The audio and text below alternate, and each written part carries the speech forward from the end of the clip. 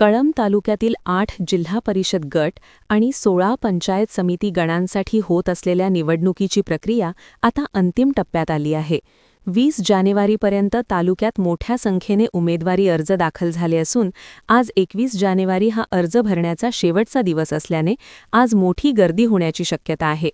20 जानेवारीपर्यंतच्या आकडेवारीनुसार जिल्हा परिषद गटांमध्ये इटकूर गटात सर्वाधिक 15 अर्ज दाखल झाले आहेत. त्या खालोखाल खामसवाडी गटात 8 अर्ज आले आहेत.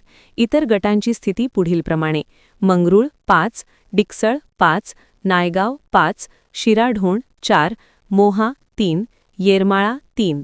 तर पंचायत समिती गणांचा विचार करता जवळा खुर्द गणात सर्वाधिक 11 अर्ज दाखल झाले आहेत, तर लोहटा पूर्व गणात अद्याप एकही अर्ज दाखल झालेला नाही.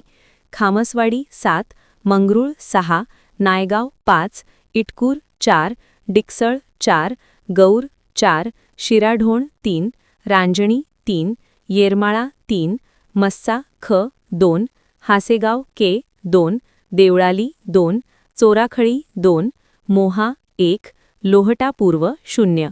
आज 21 जानेवारी हा उमेदवारी अर्ज दाखल करण्याचा शेवटचा दिवस आहे.